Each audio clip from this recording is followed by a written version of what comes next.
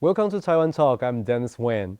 Recently, U.S. President Donald Trump led a delegation of top American tech executives on a visit to three Middle Eastern countries, Saudi Arabia, Qatar, and United Arab uh, Emirates. During the trip, President Trump administration signed several agreements on artificial intelligence with the host nations. Major U.S. chip makers, including NVIDIA and AMD, also secured significant semiconductor orders, fueling a sharp rise in American chip stock. At the same time, the U.S. Department of Commerce issued a statement banning the global use of Huawei chips in an effort to curb Chinese access to the Middle Eastern semiconductor market. While President Trump was visiting the Middle East, Chinese President Xi Jinping met with his Brazilian counterpart and attended China Latin America Forum, signaling that China's push to deepen cooperation with Latin America countries in areas such as AI and semiconductors. With Washington and Beijing forge new alliance, what's next in the U.S.-China chip war? Today, we are very pleased to have two distinguished guests join us for this interesting and important discussion. Our first guest is Ms. Kim Min-yeon, former U.S. Department of Commerce Bureau of Industry and Security Officer. Welcome, Ms. Kim. Our second guest is Professor Rocky Wu, Science Tech Power Research CEO. Hi, Dennis. Thank you for joining us. One day before President Trump began his trip to Middle East, the U.S. Commerce Department announced the immediate repeal of the Biden administration's AI diffusion rule.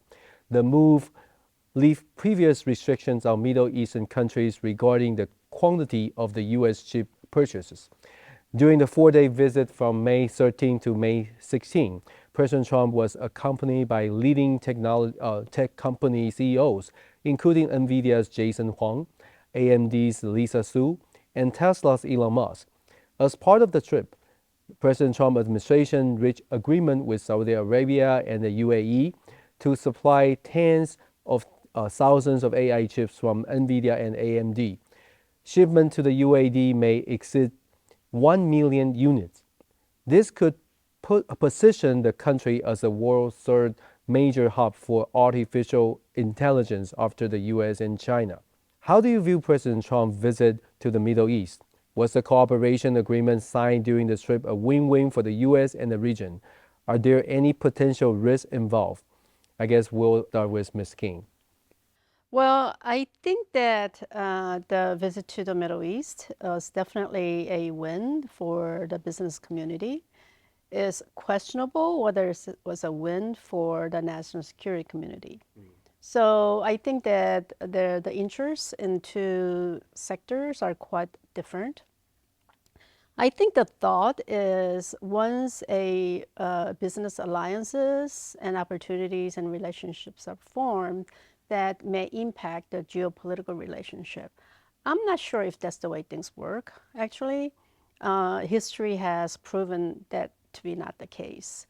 With regard to China's relationship with the Middle East and US's business opportunities and maybe possibly creating a wedge between China and the Middle East, I'm not confident that will come to pass.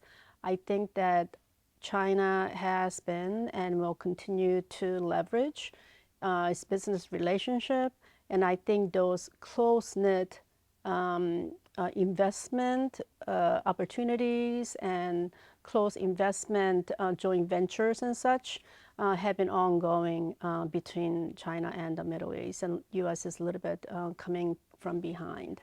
That is not to say that the relationship, the business relationship, will not change the geopolitical relationship, but I think that's a bit of a hurdle and maybe an assumption that people need to examine just a little bit closer.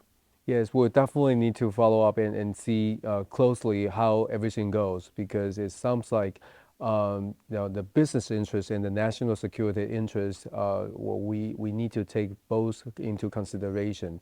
But at this moment, it's just the beginning. We still have to wait and see. So, Dr. Wu, what's your Yes. take on this? That's national security and also the business interest. Okay, you mentioned a win-win. On surface, it seems a win-win deal between these two nations now. But I'm not really entirely optimistic about this agreement. It feels a bit vague or hollow. First off, the total investment these three Arab nations have promised to invest in the U.S., the number is too large. No. Let me give you an example. The Qatar promised 500 billion, which is 2.3 times of its GDP. I think that's too big, and for the future, so I don't feel that's very realistic. Now, second, the three Middle Eastern countries have been trying to establish another industry other than the petroleum industry they have for a long time. So now they're aiming at AI. I think that's good because in terms of hardware, building a data center, that's much easier, more feasible than building the whole semiconductor industry. So more effectively, actually, they can buy almost everything from NVIDIA. That's good. That's easier. But I do not mean I'm really very pessimistic. I'm just saying there are a lot of big challenges. If you have an AI center, you build an AI factory. You actually that's not enough. You have to know a lot of talent to run the AI center, to offer the cloud service, and you have to compete with those cloud services companies like Google, Amazon, Microsoft. So in the future, I believe there will be a lot of challenges ahead. So in the long run, is this still a win-win situation? You need to tackle a lot of obstacles, I think. Well, your answer just bring to another the follow-up question. Yes. What's the potential future AI, the future scale of the AI market in the whole world? Because you just mentioned it's probably too big. But Jensen Huang once said that China's AI market could reach 50 billions in the next few years. So if Qatar or the Middle East country really like to invest a huge amount of money, could that possible for the AI market scale actually expanded and get larger in the Middle East and become the rivalry of the China's market? That depends on the definition of the AI market. If you're talking about the hardware, I believe in the next 2, 3, or even 5 years, the AI market, by definition, selling the hardwares, I believe the AMD and the NVIDIA will be able to sell tons of their hardwares, their products to the Middle East, the three rich countries now. But why do you need an AI factory? Why do you need all these hardwares? You need to operate them. You need a lot of talents to operate them, to market them. You then need to offer cloud services to the end users now. If you compare with the AI service market, I believe China is much larger now, right now, because it's almost ready with 1.4 billion population. It's a quite mature AI service market already. So if you define the market as AI service market, I believe China is probably larger than the Middle East. The Middle East, no population there, and the whole living standard there is not that great. So if they have finished building the factory, AI factory, they need to compete. They need to go to the global market to compete with those cloud services companies from US. Well, people says if there's a dream, there's a will, there's a way, right? Yes. So potentially they have this kind of dream, and hopefully they will reach that. Well, at least they got started. But the reason why they get started is because the restriction got lifted, right? So, Professor King, the next question is about the U.S. recently eased the restriction on Middle East, the market and the export. So.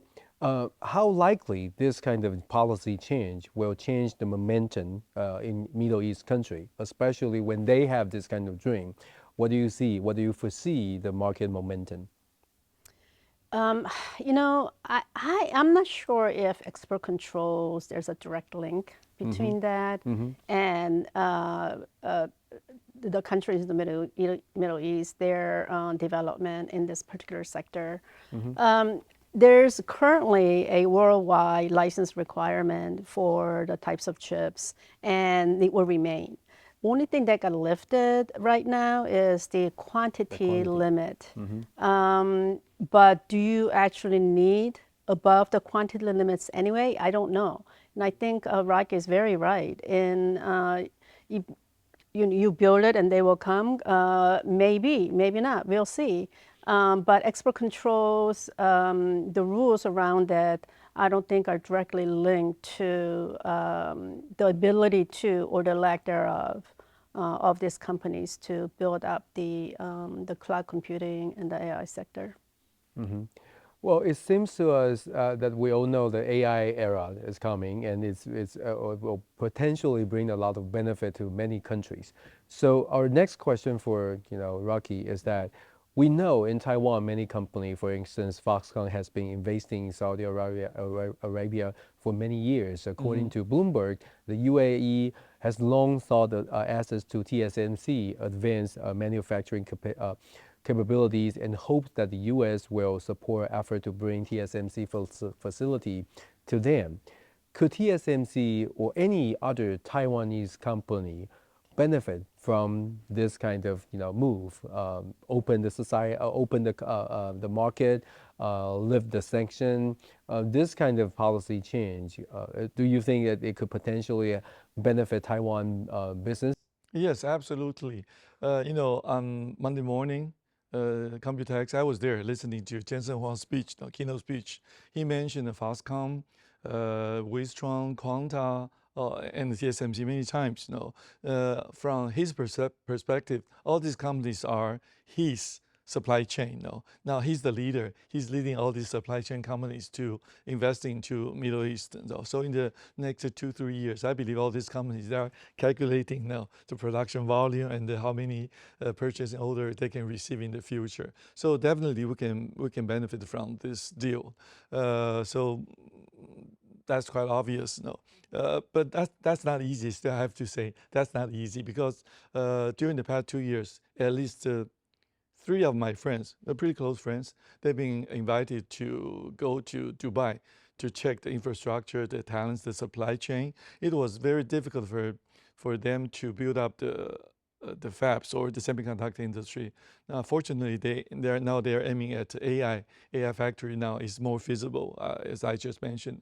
So I wish them good luck. So that's not an easy job, but if they can be successful, of course, Taiwanese companies, as I just mentioned, TSMC and so on and so forth, they can get a lot of big orders. Well, you just mentioned potentially Taiwanese company will benefit from this kind of shift and different changes.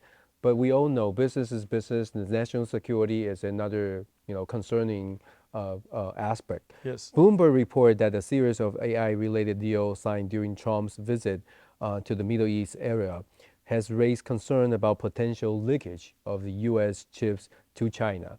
We know the reason why we have the previous sanction and the limit. One major point of concern is G42, the UAE's largest AI company, which has very close tie with Chinese company. So, Professor King, how do you assess the risk involved in this situation, and especially in terms of national security? I think the risk is pretty high, actually, because of the close relationship. As I said earlier, U.S. is coming from behind. Those relationships have been established, and it's highly, highly unlikely that they will be abandoned or they'll be divested. I think the relationship, if anything, will grow stronger. Not knowing the exact language of the agreements is hard to say. I'm unclear on what type of guardrails that will be imposed in order to ensure there's no diversion. But I think that the situation would be, the U.S. will be facing 2 fronts. One is the continuing diversion risk that existed when the advanced chip rules came out in Southeast Asia, South Asia, and now we'll be adding the Middle East diversion risk as well. So there's a lot of work to be done by the national security community Yeah. on this as a result of the trip and the agreements that they signed. Again, it's important to know the exact language of the agreements and what the parties can and cannot do.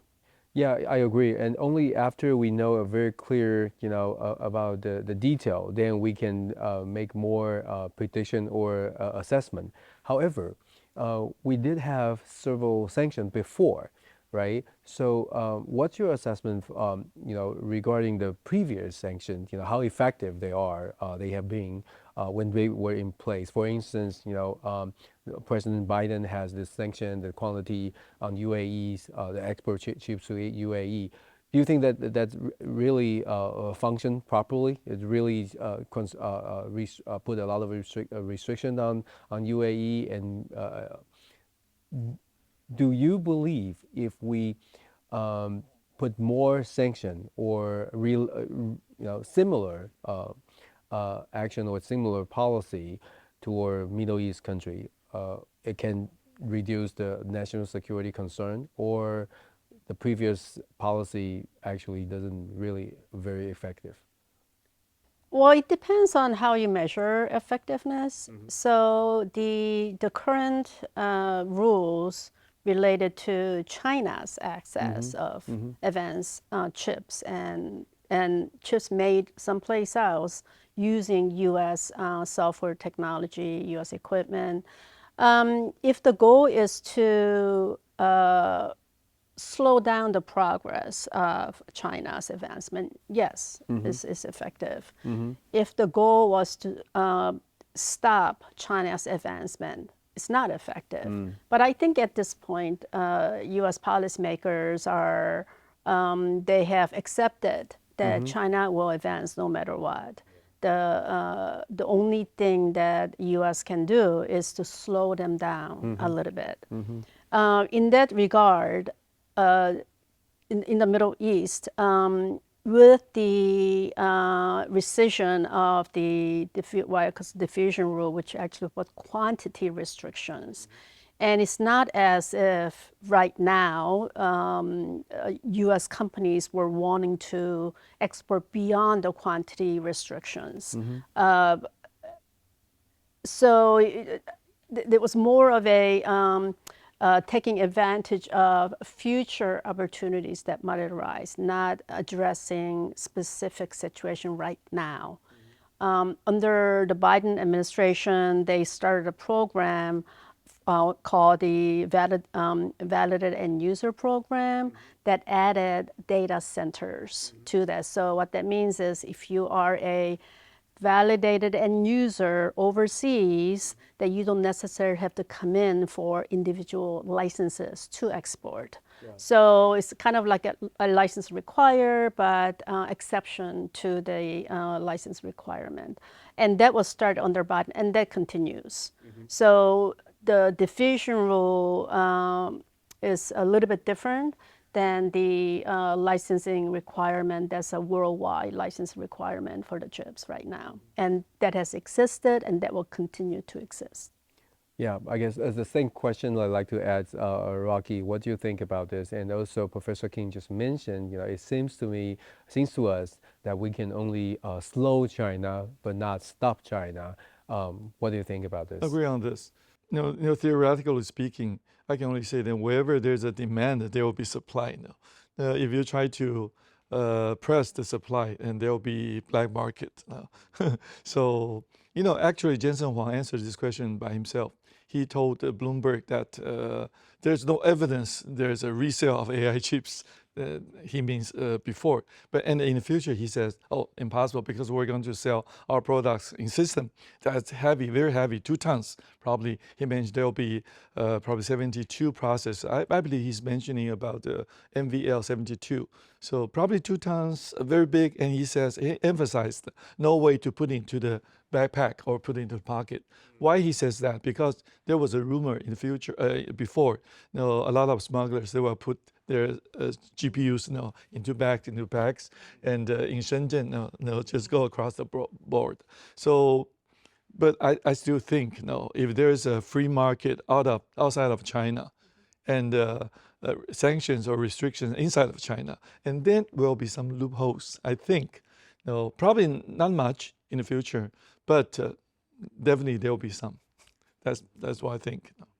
Well, company and countries will definitely take actions on this issue. So, Professor King, I'd like to ask, while the U.S. Commerce Department has repealed the AI diffusion rule, it has also stated that a global company, whoever using Huawei's most advanced computer chip, would violate U.S. export control regulation.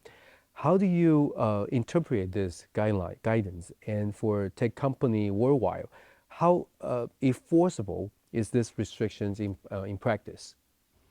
So the guidance it says the listed chips are likely made using U.S. Equipment, technology, software. The word is likely, not they are made. It's not a definitive statement. So I mean, it's a legal argument, and who has the proof to show whether it was whether or not these chips actually use U.S. technology. But the issuance of guidance is just giving a warning to all the companies, don't buy from Huawei. That might be enough. That might be enough. In terms of the ability for U.S. government to investigate and actually charge somebody with it, I think would be really, really hard. Evidence related to any export control violation, they're paper-based, they're electronic records, they're just records. Yeah. And these records are going to exist outside of the United States.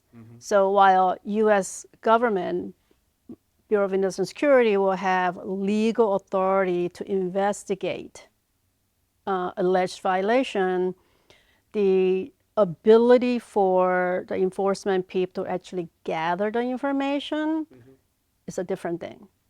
It's a different thing. So in order to bring charges, you need evidence. Yeah. And if you cannot gather evidence, it will be problematic. Yeah. So, well, basically, it seems to me sending signal is important. Yes, exactly. Right? Sending signal can change how they behave, right? So the idea is potentially not really, catch something, but potentially just send a signal and change how they change their expectation and change their decision. Yes, I think that may have been the intent, that if you buy these chips, because regardless of where they're made, and these technology that Huawei got from the U.S. more than likely did not have U.S. government authorization. Therefore, these were illegally made. And if you buy these chips, then you are aiding and abetting in a violation. So that's the charge. Is a regulatory prohibition 10. Yeah, but well, I just want to ask, follow with this your answer, because when you're just saying, when we talk about like signaling, it's important, potentially will change the behavior, but at the same time, the punishment and the follow-up, action is also matter, right? If company continue to violate the situation, violate the policy, but they don't get anything, then they may just say, oh, we can, take chance, right? We're more likely to take more chance because no one will actually try to, get us, right? So, does that mean the U.S. government eventually still have to have something in place in practice to actually having the government official look into the situation and, in fact, having someone got caught and punished? Yes, you have to show it. You have to show it. And, I feel bad for the first company. Yeah.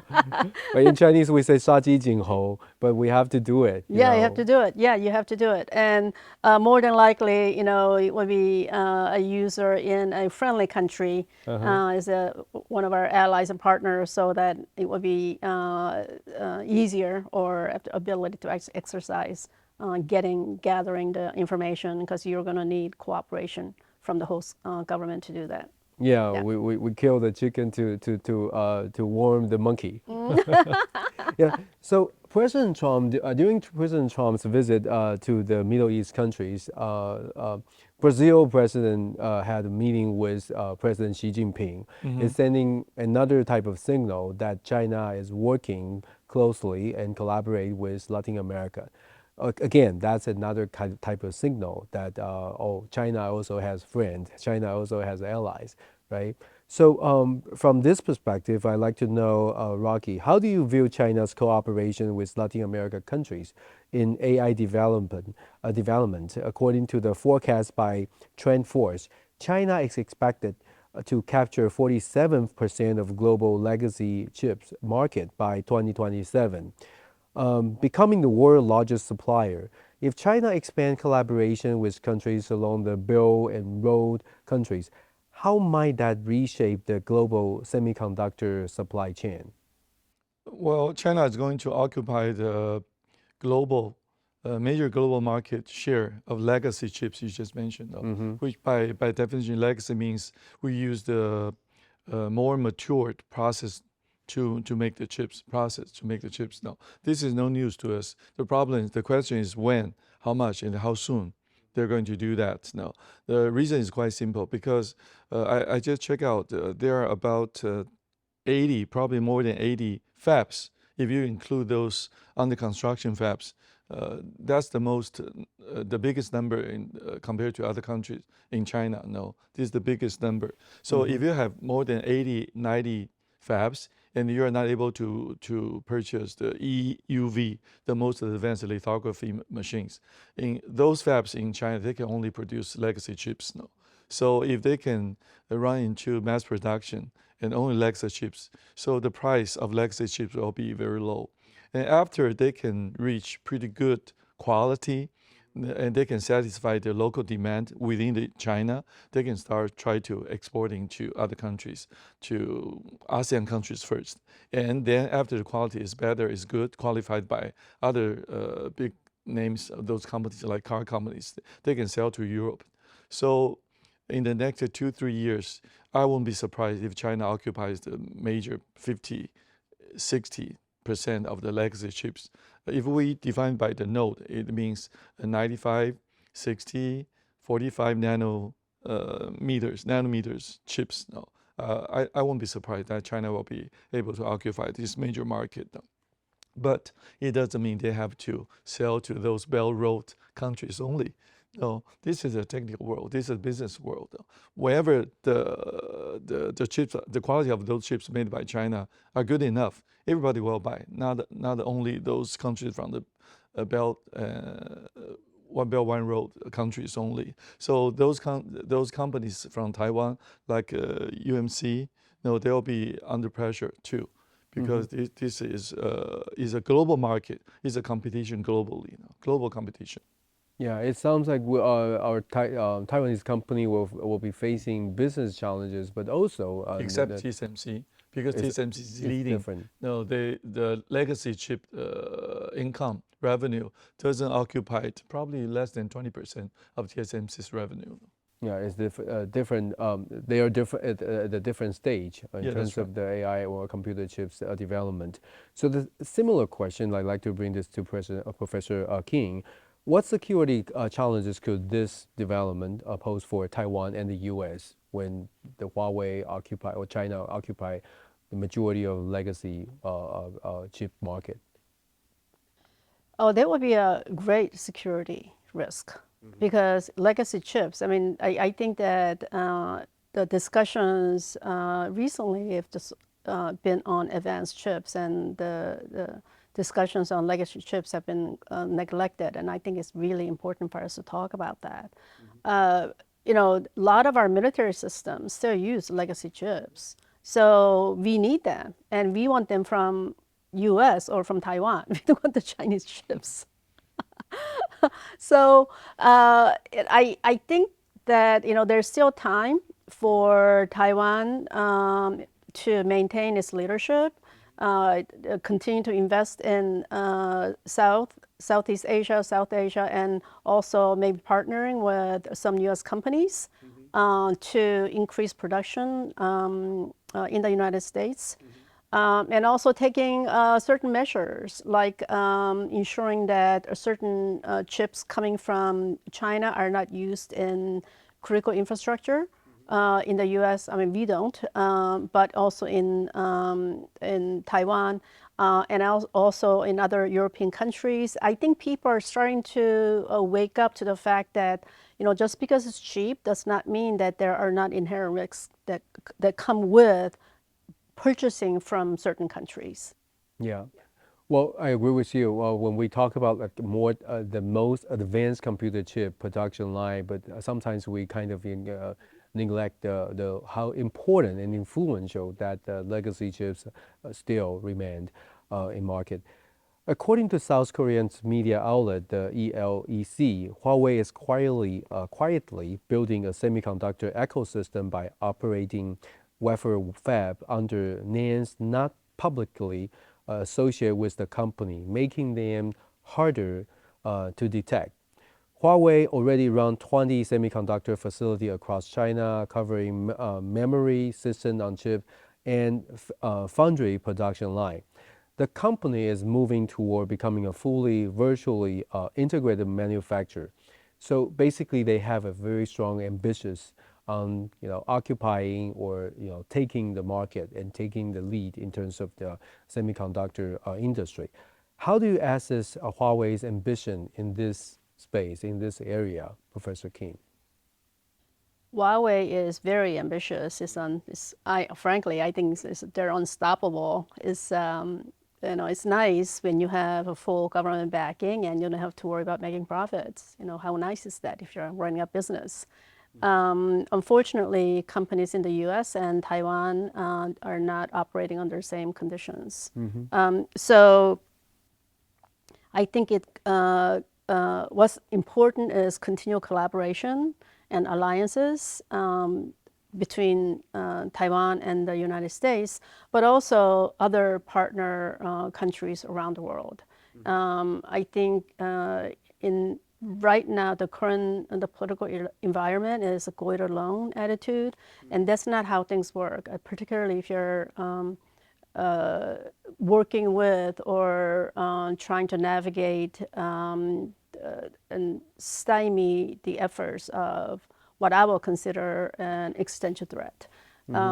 Alliance forming and partnerships around the world, not just in business, but in geopolitics, is very, very important. And it troubles me, frankly, and I've worked in government for decades, that we are moving away from that. And I think that we really need to think very deeply and hard about the consequences of that type of attitude in governing and the role that U.S. has in the world. Yes. Well, understanding what your enemy or what your rivalry is doing is quite important, especially as we know people have certain ambitions already. So I agree with you. We should, do a lot of collaboration around, our allies and around the world. So what's your take on this issue, Rocky? What's your suggestions or advice for a Taiwan company or the U.S. company or the government?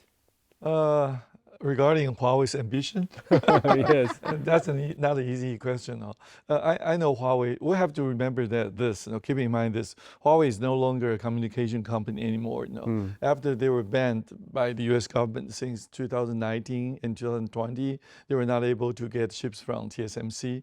They have started. I mean, the founder of Huawei, Ren Zhengfei, he gave an order that whatever we couldn't buy, we need to make by ourselves.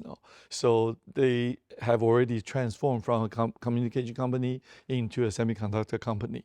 So I remember 1 year ago, the Bloomberg also report this story that Huawei is going to the Chinese government make Huawei secretly a weapon, a powerful weapon in semiconductor. Something like this. And the beginning of this month, Financial Times also reported the same thing. So Huawei has probably more than 20, you just mentioned a Korea media company, right? Korea media mentioned 20 fabs. I believe there are probably some more because they are ambitious. but they hide their ambition because they don't want others to know these companies related directly to Huawei, and they'll be banned or some kind of, they'll be put on entity list by BS, no, probably by you, I don't know. Anyway, so they are very low profile. They don't want others to know they're all these small fabs. They are actually controlled by Huawei. So I think what you said was correct. We got to know our enemy, even though those people are our enemies. We got to understand them. We got to know them well. So we got to make some more study to understand Huawei, what's their ambition, and how aggressive they are. So in the future, then we know how to protect our own industry. Yeah, That's knowing my 2 your cents. enemy and knowing yourself Yeah, that's is right. the only key for keep winning and survive. So 知己知彼，百 That's 战百 right. 胜. Okay. That's the key. So thank you, both our distinguished guests, to bring this insightful and thought-provoking comments. Thank you so much for joining us for this discussion today. Thank you. Thank you for having me. Thank you. Well, if you like our show, please follow Taiwan Talk, and really appreciate your watching. And hopefully today's discussion can bring you some thoughts, some new idea. I'm Dennis Weng. Thank you. Bye-bye.